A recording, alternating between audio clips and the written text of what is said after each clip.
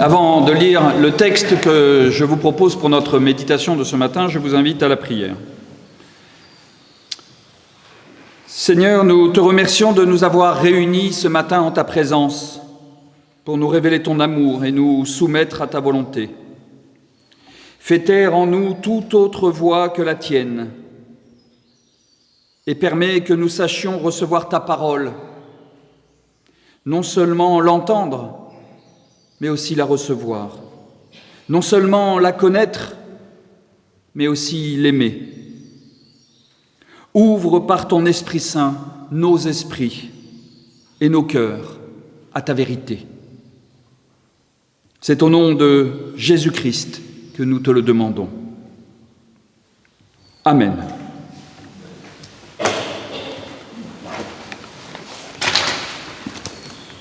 Parmi les lectures du jour qui nous sont proposées dans les lectures communes, j'ai retenu dans l'Évangile de Jean, au chapitre 14, les versets 15 à 21.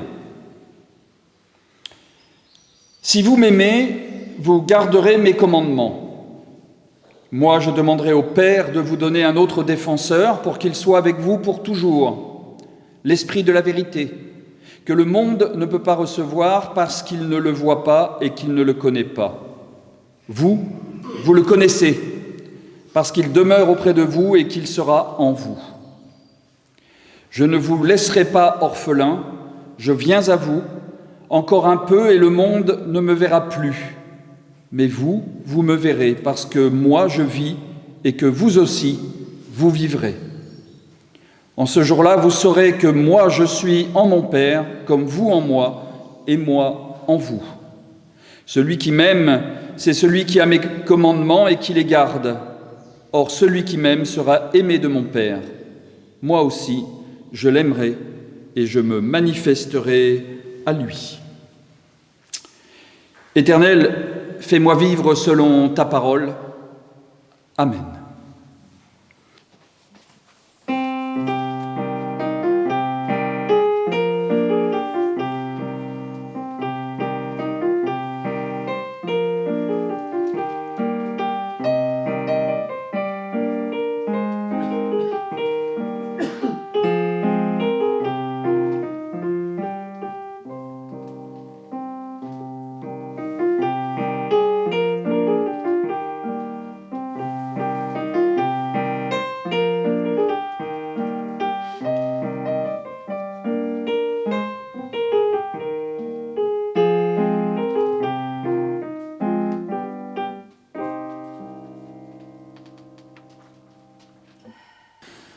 Chers amis, je crois que nous touchons avec ce texte quelque chose de profondément spirituel.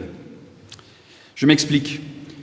Nous connaissons tous de nombreux enseignements évangéliques, bien sûr, au sens où ils nous sont transmis par les évangiles, qui sont relativement faciles à comprendre parce qu'ils concernent notre façon de vivre, notre regard que nous portons sur le monde, nos relations avec les autres ou encore notre rapport à nous-mêmes.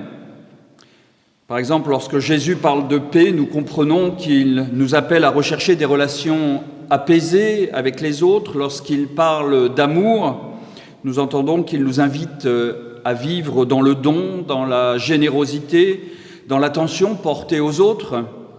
Quand il parle de justice, il nous pousse à chercher ce qui est juste dans nos choix et dans nos actions. Ne pas enfermer les hommes et les femmes dans leur histoire passée est aussi un grand enseignement des évangiles. On le retrouve dans plusieurs écrits de guérison, comme celui de l'aveugle-né ou du paralytique.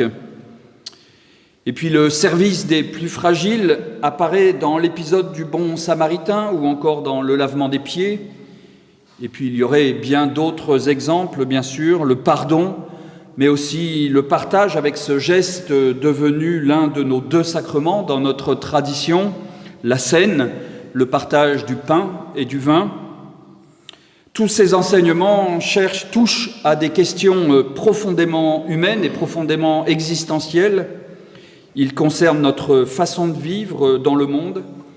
Et c'est d'ailleurs ce qui rend, je pense, le message évangélique si universel et si accessible. Mais le texte d'aujourd'hui aborde quelque chose de plus intérieur, peut-être même de plus intime. Notre relation à Dieu, notre relation à Jésus, notre relation à l'Esprit Saint. Et ce n'est pas un sujet simple parce qu'il touche directement à notre foi, à la foi. En quoi croyons-nous? En qui croyons-nous? Comment Dieu nous parle-t-il aujourd'hui? Comment répond-il à nos prières? Comment Jésus peut-il être encore présent avec nous 2000 ans après sa mort? Ce texte peut donc sembler abstrait, presque difficile. Pourtant, il devient beaucoup plus clair si nous comprenons ce qu'est ce défenseur dont parle Jésus, cet esprit de vérité, et quel est son rôle. Et c'est ce que je vous propose de découvrir ce matin. Et pour que ce texte devienne lui aussi une bonne nouvelle pour nous tous, nous allons prendre quelques minutes pour le resituer dans l'évangile de Jean, puis nous essaierons de comprendre ce que signifie ce défenseur, cet esprit de vérité dont parle Jésus et que d'autres traductions appellent le paraclet ou le consolateur. Et enfin, puisque certaines traductions parlent du défenseur pour désigner ce paraclet, nous nous demanderons de quoi il nous défend, de quoi il nous console. Alors resituons d'abord ce texte. Nous sommes à quelques chapitres de l'arrestation de Jésus et de sa mort. Et au chapitre 13, juste avant notre texte de ce matin, Jésus donne à ses disciples un commandement nouveau, comme un héritage spirituel. Et je vous cite ces deux versets. « Aimez-vous les uns les autres comme je vous ai aimés, vous aussi aimez-vous les uns les autres. Si vous avez de l'amour les uns pour les autres, tous reconnaîtront que vous êtes mes disciples. » Ce commandement indique aux disciples comment vivre ensemble après la mort de Jésus, quand il ne sera plus physiquement présent auprès d'eux. Et nous pouvons aussi entendre ce commandement comme celui qui résume tous les autres commandements de la Torah.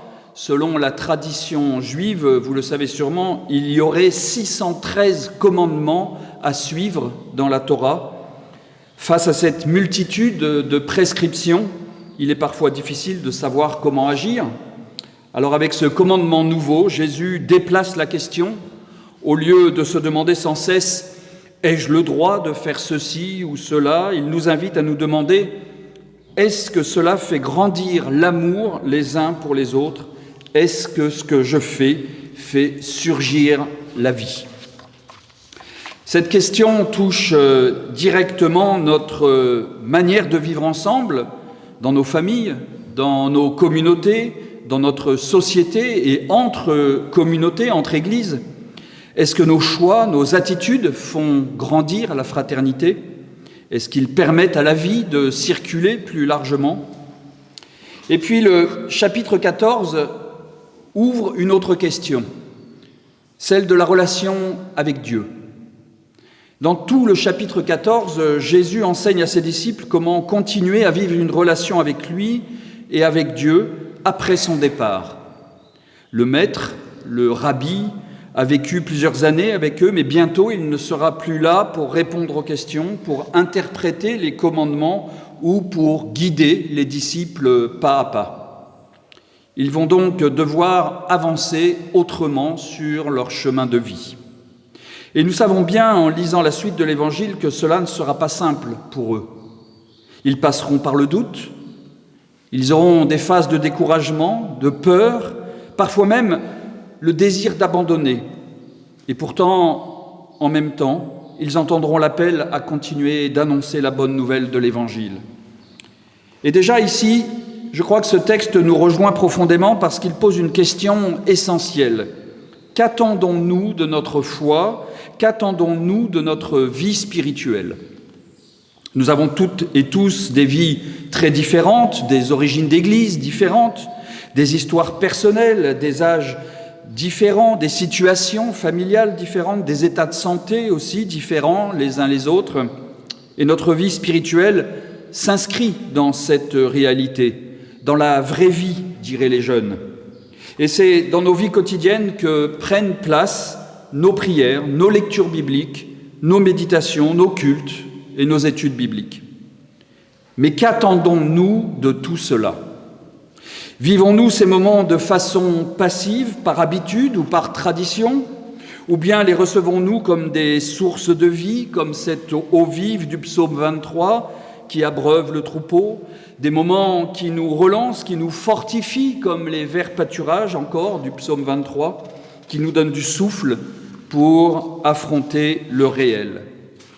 Dans notre tradition réformée, vivre sa foi ne consiste pas seulement à venir au culte le dimanche matin, mais c'est garder une relation vivante avec Dieu, avec le Christ ressuscité dans toute notre existence et tous les jours de la semaine.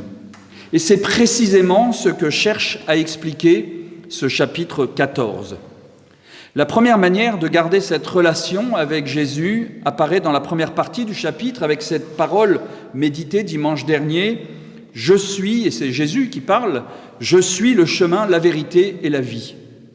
Autrement dit, vivre avec Jésus ne signifie pas entretenir une relation physique avec quelqu'un d'absent, c'est entrer dans un chemin spirituel, une recherche de vérité qui dure toute une vie, c'est cheminer et c'est donc avancer. Vivre avec Jésus aujourd'hui, c'est faire nôtre les enseignements des évangiles.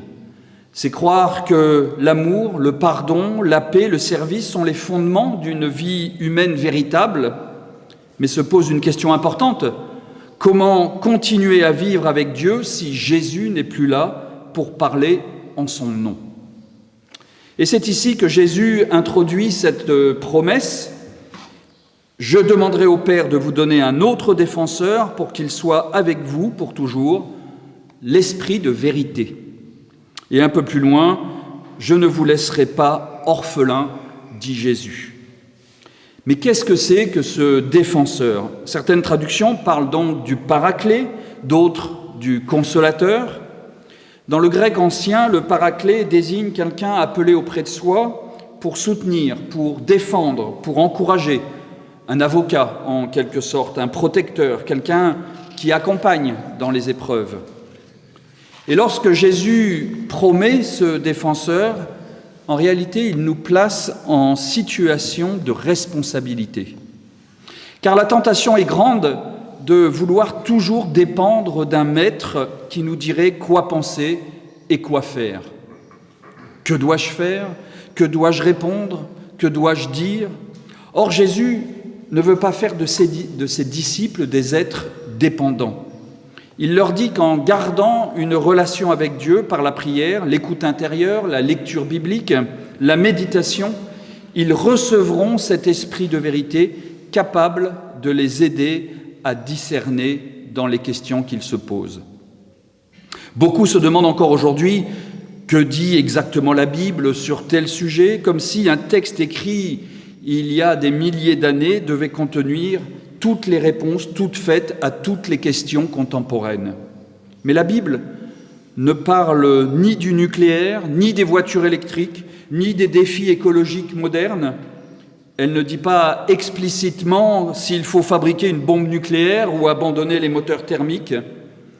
À travers ce texte, Jésus nous montre qu'il n'est pas le gourou d'une secte venue contrôler nos vies. Il nous fait confiance. Il croit que nous avons en nous, avec l'aide de Dieu, une capacité de discernement. Il croit que nous pouvons chercher ce qui est juste, beau et bon pour le bien commun dans l'esprit des évangiles. Voilà ce qu'est ce Paraclet. Une présence discrète, mais une présence profondément libératrice. Une force intérieure qui nous aide à avancer. Au verset 26, Jean précise d'ailleurs que ce défenseur, consolateur, est l'Esprit Saint envoyé par le Père. Certains théologiens disent même que le Paraclet est le Christ vivant en nous. Cette compréhension est importante dans notre tradition protestante. Elle signifie que le Christ ressuscité ne peut pas être enfermé dans un lieu, dans un bâtiment, dans une institution ou l'autorité d'un seul homme. Le Christ vivant rejoint chacun de nous dans une relation personnelle, vivante et toujours en mouvement. Les disciples eux-mêmes ont mis du temps à le comprendre. Sur le chemin d'Emmaüs, souvenez-vous, ils étaient découragés et désespérés, et pourtant c'est dans le partage du pain, un véritable geste de fraternité, qu'ils ont reconnu la présence du ressuscité au milieu d'eux. Il reste une dernière question.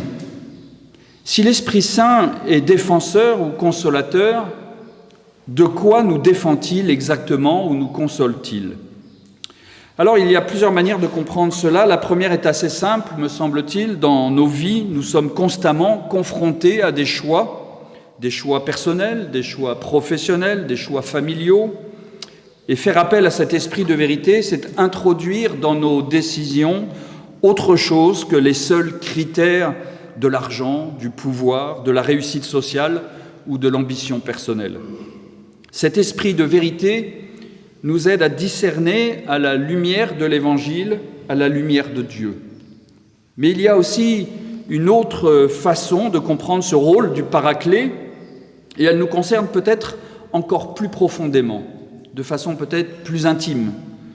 Chacun de nous a peut-être ou traverse encore des épreuves, l'âge, la maladie, la solitude, un échec professionnel, une séparation, le découragement et bien d'autres choses. Et parfois, nous finissons par nous enfermer nous-mêmes dans ces blessures. Je ne vaux plus rien, peut-on entendre dire. Je suis incapable, ma vie est ratée, ou même Dieu m'a abandonné. Eh bien, peut-être nous le disons-nous à nous-mêmes, mais peut-être aussi que d'autres nous enferment dans ces étiquettes. Eh bien, le Paraclet, le défenseur, le consolateur, nous défend précisément contre tout cela. Il nous défend contre toutes ces paroles qui réduisent un être humain à son passé, à ses fautes, à ses échecs ou à ses fragilités. Souvent, au début du culte, je vous accueille en rappelant que quoi que nous ayons vécu, nous sommes accueillis ici de manière inconditionnelle et que Dieu nous offre sa grâce et sa paix. La présence du Paraclet signifie que personne n'est définitivement enfermé dans son histoire passée. Pour Dieu, nous sommes toujours plus grands que nos échecs, nous sommes toujours plus grands que nos blessures, nous sommes toujours plus grands que les étiquettes que les autres ou nous-mêmes collons sur nos vies.